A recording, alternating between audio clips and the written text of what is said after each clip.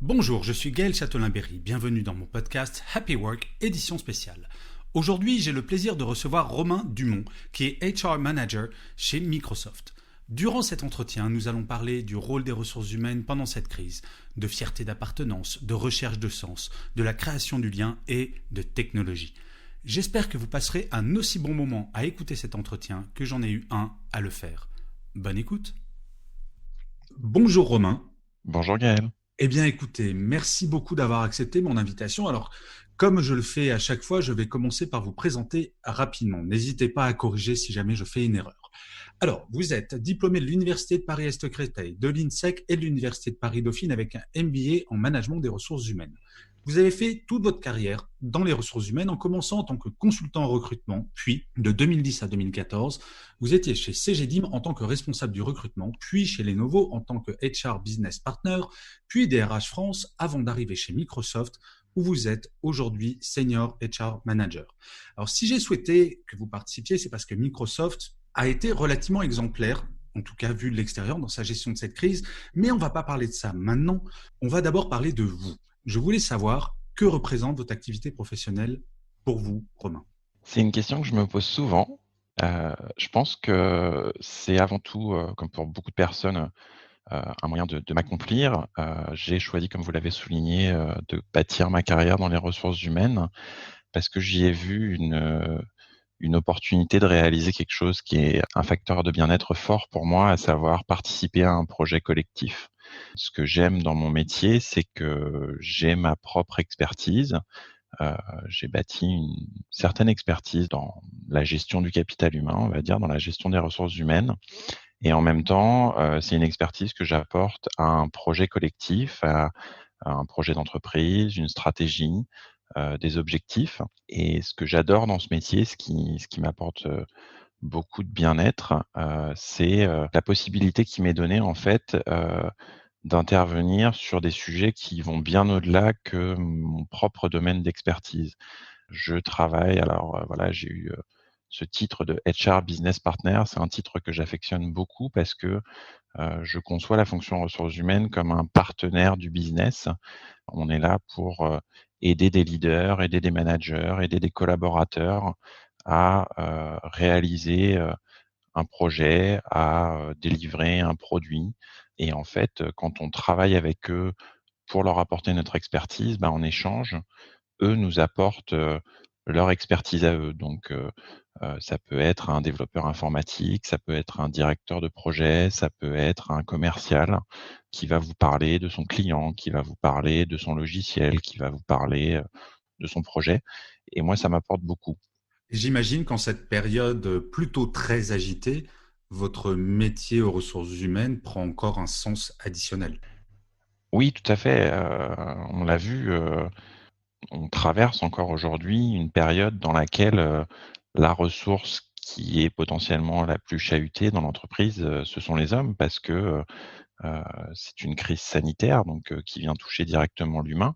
Beaucoup de gens se sont exprimés sur le sujet, c'est quelque chose d'assez inédit dans notre histoire.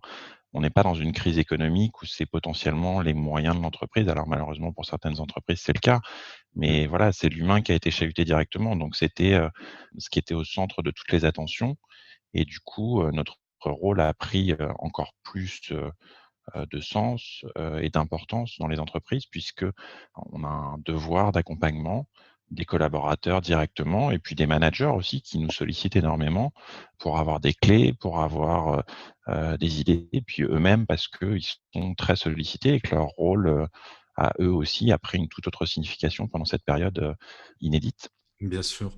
Alors, au-delà de la pandémie, est-ce que vous pensez que la perception que les salariés ont de leur travail a évolué depuis quelques années? Oui, je pense qu'au fur et à mesure, le travail prend un sens différent dans la vie des gens. Il y a beaucoup plus de recherche de sens. Je pense que les gens, placent des attentes plus fortes dans leur travail. Le travail a pris une place différente aussi dans la vie des gens pour, beaucoup de raisons, hein. Il n'y a pas que la dimension économique du travail, il y a ce besoin de réalisation. Il y a aussi, le fait que les frontières entre la vie privée et la vie professionnelle ont tendance à bouger un petit peu. Ça a été encore plus le cas, pendant la période qu'on vient de traverser Et donc, il est important d'avoir une réflexion sur la place du travail dans la vie des gens, l'impact que ça peut avoir, et du coup, quels sont les outils, les mesures qu'on doit développer pour que ça reste quelque chose qui soit bénéfique aux gens. Bien sûr. Mais alors, la période actuelle étant particulièrement agitée, comment est-ce que vous, chez Microsoft, vous avez concilié le bien-être de vos salariés et l'urgence économique qui, malgré tout, existe? Alors, nous, on a cette chance chez Microsoft d'avoir une culture où la flexibilité du travail était déjà très ancrée avant que la crise ne survienne. Et donc, on a switché, j'ai envie de dire, assez facilement dans ce contexte de confinement et de travail à distance. On avait, depuis plusieurs années, développé une culture du travail flexible avec tout un ensemble de bonnes pratiques qui venaient faire en sorte que voilà, ce travail flexible soit bien vécu pour les collaborateurs, que ce soit un plus et que ce soit pas forcément quelque chose qui soit mal vécu pour les collaborateurs. Donc, on est assez rapidement entré dans ce contexte. Après, on a appris aussi en marchant parce que malgré le fait qu'on ait un peu d'heures de vol sur le sujet, on a découvert des choses aussi. Je pense que la volonté de Microsoft de faire en sorte que ses collaborateurs se sentent bien dans leur travail a été renforcée pendant cette période. On a apporté énormément d'attention sur la proximité avec nos collaborateurs, Mhm. parce que c'est une chose d'avoir recours au travail flexible et d'autoriser nos collaborateurs à travailler ponctuellement de chez eux.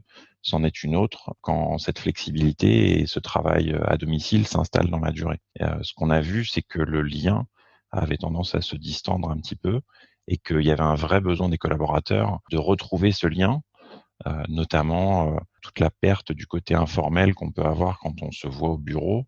On peut être très efficace dans la réalisation du travail en étant à distance. Il est plus difficile de réinstaller ce côté informel. Donc, on a trouvé des moyens de recréer cette connexion.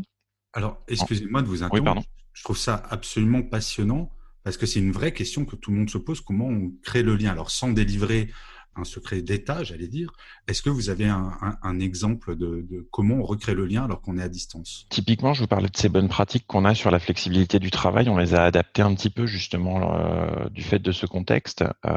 Donc, on a donné des petits tips à nos collaborateurs sur leur manière d'interagir pour essayer de recréer un peu ce côté informel. On a aussi multiplié les communications de toutes nos équipes dirigeantes, des managers, en créant des moments de partage avec un côté beaucoup plus informel que ce qui était le cas auparavant. On était plus voilà, sur des meetings, on va dire, un peu classiques où nos dirigeants s'exprimaient à nos collaborateurs sur nos objectifs. Il y avait des formes de célébration, mais là, c'est vrai que on a réussi, on avait ces meetings qu'on appelait les fresh breaks, qui arrivaient 2 fois par semaine. On a la chance d'être assez bien équipé chez Microsoft, donc Hmm. on avait des broadcasts, des diffusions de très bonne qualité où Carlo Porasanta, notre PDG France, ou d'autres membres du comité de direction, sur un ton sympathique, partageaient leur quotidien, et ça allait bien au-delà de la sphère professionnelle. Carlo, il a posté énormément de choses, il a partagé énormément de choses de son quotidien, et c'est vrai que ça le rendait accessible, ça crée une forme de connexion. Et c'est vrai que cette pandémie, j'y pense en vous parlant, finalement, a peut-être changé le regard des gens sur la technologie en général. Avant la pandémie, on avait un peu tendance à penser que ça nous éloignait. Et Mmh. là, c'est la technologie qui nous rapproche. Et les entreprises qui n'ont pas cette technologie, avec des bonnes connexions, avec le bon matériel, finalement, le lien, c'est très dur de le conserver. Là-dessus, on a été extrêmement chanceux et c'est un peu notre mission. Alors, c'est vrai que chez Microsoft, on a la chance d'expérimenter pour nous-mêmes, les produits qu'on va proposer à nos clients. Mais, la mission de Microsoft, par les produits qu'on propose à nos clients et à nos partenaires, c'est de leur permettre de réaliser leurs ambitions. Et typiquement, des produits comme Teams, sont des outils magnifiques pour la collaboration, pour la communication, pour le travail en équipe, parce qu'on pense souvent à voilà, l'utilisation qu'on est en train de faire d'un outil de communication, à savoir simplement s'appeler, se voir, mais au-delà de ça, il y a toute la dimension collaborative à distance qui est complètement facilitée par les outils qu'on peut proposer. On peut travailler sur un projet avec, enfin moi dans le cadre de mon travail, je travaille avec des gens qui sont basés aux États-Unis, en Europe, en Asie, et ça gomme toutes ces barrières-là. Donc, c'est vrai que ce qu'on vient de traverser, je pense, a pu aider dans la perception qu'on peut avoir des bénéfices de notre technologie, oui. Bien sûr, c'est clair que la même crise il y a 15 ans n'aurait pas été vécue de la même manière. Ah oui, Voilà. j'en parlais souvent avec ma grand-mère qui a plus de 90 ans C'est ça. et elle me disait: «Si j'avais connu ça à ton âge, mon pauvre garçon, on n'aurait pas vécu ça de la même manière». Non, mais il faut qu'on mesure notre chance, mine de rien, dans notre malheur, que cette pandémie arrive à un moment où les technologies, et vous parlez de Teams, et c'est clair que Microsoft et notamment Teams a bénéficié de la pandémie. Je pense qu'en termes de notoriété et de taux d'utilisation, entre avant et après la pandémie, Teams fait partie des outils absolument majeurs de collaboration et que la pandémie a été un accélérateur. Mais bon, ça, c'est un autre sujet. Mais en tout cas, je le dis, c'est vrai, Teams, c'est un très bon outil. Donc, ça, je ferme la page de pub. Fermons la page de pub maintenant, si vous le voulez bien, Romain. Euh, Merci. je voudrais qu'on revienne sur le bien-être au travail en général chez Microsoft. Si vous aviez, vous, en tant que salarié ou en tant que RH, Mmh. un exemple à choisir qui serait vraiment emblématique de Microsoft. Alors, on a tout un programme qu'on appelle Be Well at Microsoft, que j'ai aidé à construire d'ailleurs avec notre responsable de l'expérience collaborateur, Vincent Segui. Et c'est un programme qui est structuré, qui a différentes dimensions. Le socle de ce programme, et je pense que c'est peut-être une des plus grandes forces de Microsoft, c'est le sens, les valeurs et la culture. Microsoft est une entreprise qui s'est transformée et qui continue de se transformer. On est dans une transformation culturelle assez profonde qui est liée à notre activité, mais qui est aussi liée à la mission qu'on se donne. Et c'est vrai qu'une des grandes forces de Microsoft, je pense, par rapport au bien-être de ses collaborateurs, c'est la transparence et la force de la mission, des éléments de notre culture, des valeurs qu'on affiche. C'est quelque chose qui est très prégnant chez nos collaborateurs, l'identification à cette mission et à cette culture que l'on revendique aujourd'hui. Il y a une grande fierté de nos collaborateurs autour de cette mission qu'on s'est donnée. Je crois qu'il y a 95 de nos collaborateurs qui se disent fiers de travailler chez Microsoft, et je pense que c'est le premier élément du bien-être qui est apporté par Microsoft à ses collaborateurs. C'est d'avoir un message qui est extrêmement simple, mais en même temps extrêmement clair et dont on ne dévie jamais. On citait tout à l'heure dans mon parcours, j'ai fait effectivement un MBA à Dauphine, et le sujet de mon mémoire de recherche, c'était justement le bien-être et la performance des collaborateurs. Et la recherche de sens est un des déterminants forts du bien-être. Je pense qu'il est difficile pour les collaborateurs de travailler dans des entreprises dont la mission n'est pas clairement affichée, et surtout où il y a un manque de vérité dans la mission qu'on se donne. Bien sûr. Et c'est absolument pas le cas chez Microsoft.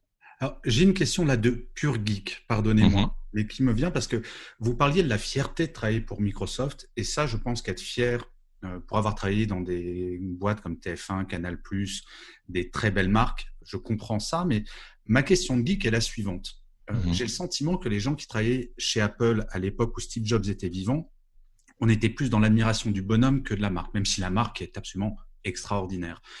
Et j'ai l'impression que Bill Gates a réussi à faire une transition extraordinaire où c'est plus une sorte de totem. J'ai l'impression que vous travaillez plus pour Microsoft que pour Bill Gates en termes de motivation, et que la marque Microsoft est maintenant devenue la fierté. Est-ce que je me trompe ou pas? Ou Bill Gates est toujours un dieu pour n'importe quel salarié de Microsoft?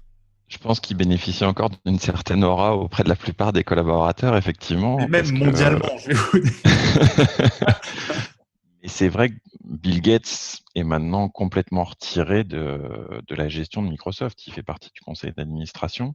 On a un leader aujourd'hui qui est très, très inspirant, Satya Nadella, qui a pris la direction de la société en 2014 et qui a insufflé justement cette révolution culturelle. Il a apporté énormément de choses en termes de valeurs et d'objectifs.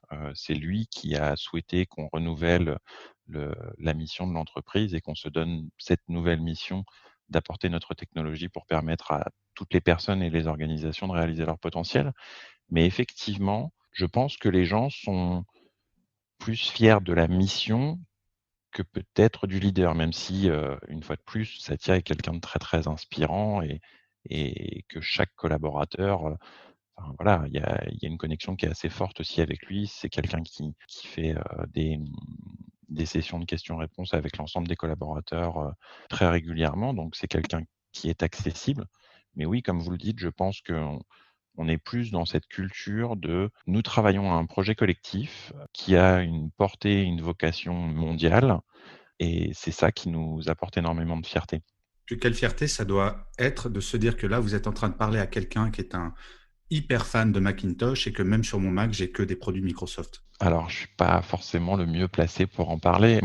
Il faudrait parler avec. Mais c'était plus une remarque qu'une question, d'ailleurs. Mais je pense que ça représente aussi une des évolutions culturelles de notre entreprise, justement cette ouverture et cette volonté de dire, voilà, on fait tomber certaines barrières et aujourd'hui, on souhaite faire bénéficier de notre puissance technologique à un maximum de monde, quel que soit au final le device qu'il va utiliser. Alors, nous arrivons, Romain, vers la fin de notre entretien. Et la dernière question, qui est une question traditionnelle maintenant, si vous deviez donner un seul conseil à un dirigeant, à un manager ou à un salarié dans une entreprise, quel serait-il? Chez Microsoft ou ailleurs, hein, bien entendu. Mmh. J'aurais potentiellement 2 conseils à leur donner. Le premier, c'est de rester connecté à sa motivation, à ce qui fait que vous êtes salarié chez Microsoft, manager chez Microsoft, leader chez Microsoft. Je pense que quand on fait quelque chose qu'on aime, c'est voilà, c'est réaliser une passion, alors que quand qu'on dépense énormément d'énergie à faire quelque chose qu'on n'aime pas, c'est plutôt vecteur de stress. Donc voilà, se reposer régulièrement la question de pourquoi je suis ici, quelle est ma motivation. Ça, c'est le premier conseil que je leur donnerais. La question du sens revient beaucoup chez vous. Oui. Après, il y a énormément de choses qui vont intervenir dans le bien-être, bien évidemment. Enfin, on pourrait parler de l'organisation du travail, des conditions de travail. Voilà, on a parlé un peu de flexibilité au travail. Mais je pense que c'est le principal vecteur de bien-être au travail, c'est Hmm. de trouver du sens à ce qu'on fait. Je pense qu'on s'épuise à faire quelque chose qui n'a pas de sens pour nous. Et je pense que c'est quelque chose qui va aller en s'accentuant. Enfin, quand on regarde un peu les choses que valorisent les jeunes générations, les fameux millennials, on voit que une très grande majorité d'entre eux veulent faire quelque chose qui a énormément de sens pour eux, qui va avoir même un impact sociétal. C'est vrai que j'insiste peut-être un peu sur le sujet, mais je pense que c'est le fondement du bien-être au travail. Bien sûr. Et vous aviez un deuxième conseil. Oui, le deuxième conseil, c'est de faire preuve de curiosité, d'empathie et de saisir chaque opportunité de donner de la reconnaissance aux gens. Là aussi, toujours dans une optique de bien-être, je pense que l'empathie, c'est le fondement de la collaboration et donc faire preuve d'ouverture aux autres. Chez Microsoft, on parle énormément de diversité et d'inclusion. Je pense que c'est très important, voilà, d'être ouvert aux autres, à ce qu'ils sont, de faire preuve de curiosité.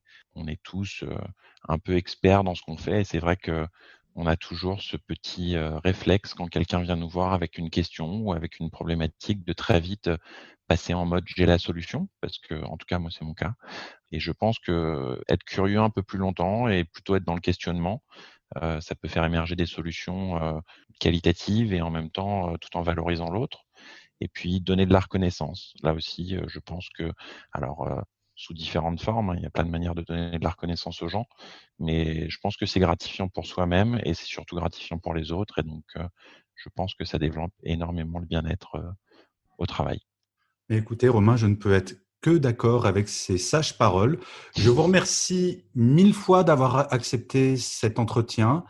J'espère que les gens l'aimeront, mais je pense que vous avez dit beaucoup, beaucoup de choses incroyablement intéressantes et positives, très centrées sur l'humain. Donc, je vous remercie mille fois, Romain. C'est moi qui vous remercie, Gaël. Ok, eh bien super.